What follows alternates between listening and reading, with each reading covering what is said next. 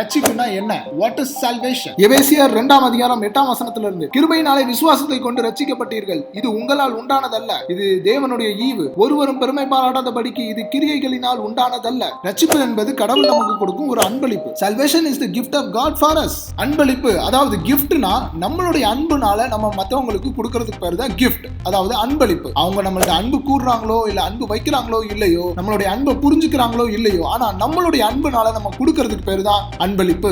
அன்பளிப்பை யாராலையும் சம்பாதிக்க முடியாது. அப்படி சம்பாதிச்சா அது அன்பளிப்பாவே இருக்காது. உதாரணத்துக்கு உங்க பிறந்தநாள் அன்னைக்கு உங்க ஃப்ரெண்ட்ஸ், உங்க ஃபேமிலிஸ் எல்லாரும் உங்களுக்கு கிஃப்ட் கொடுக்குறாங்க. அதுக்கு அவங்க காசு கேட்க மாட்டாங்க. ஏன்னா அவங்க உங்க மேல இருக்கிற அன்புனால உங்களுக்கு அன்பளிப்பு கொடுக்குறாங்க, அதாவது கிஃப்ட் கொடுக்குறாங்க. மாச கடைசியில உங்களுக்கு சம்பளம் வருது, அது இலவசமா உங்களுக்கு வரல. ஏன்னா நீங்க ஒரு மாசம் அதுக்காண்டி உழைச்சிருக்கீங்க. உழைப்புனால கிடைக்கிறது சம்பளம். நீங்க செய்கிற காரியங்கள்னால கிடைக்கிற விளைவுகள் சம்பளம். கிரியையினால கிடைக்கிறது சம்பளம். அன்பளிப்புங்கிறது நம்மளுடைய கடின உழைப்புனால கிடைக்கிற சம்பளம் இல்ல, பிறருடைய அன்புனால நமக்கு கிடைக்கிற இலவசம். அதே மாதிரி ரட்சிப்பு என்பது கடவுள் நமக்கு கொடுக்கிற ஒரு அன்பளிப்பு.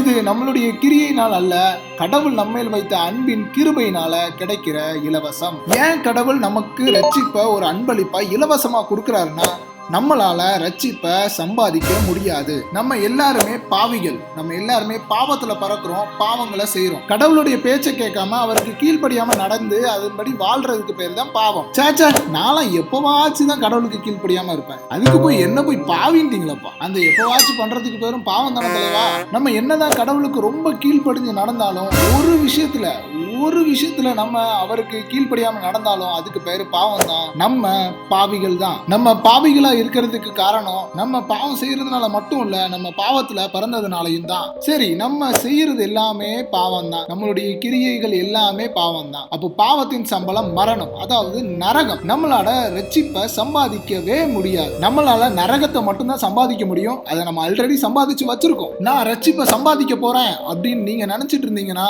நீங்க சம்பாதிக்கிறது மரணத்தை மட்டும்தான், நரகத்தை மட்டும்தான். ரட்சிப்பு என்பது கடவுள் நமக்கு கொடுக்கும் ஒரு அன்பளிப்பு. ரட்சிப்பை கடவுளிடமிருந்து ஒரு அன்பளிப்பாக மட்டும் தான் நம்மளால பெற்றுக்கொள்ள முடியும். ரட்சிப்பை நான் சம்பாதிப்பேன் என்ற எண்ணத்திலிருந்து மனம் திரும்புங்கள், சுவிசேஷத்தை விசுவாசியுங்கள், கடவுளுடைய அன்பளிப்பான ரட்சிப்பை இலவசமாய் பெற்றுக்கொள்வீர்கள்.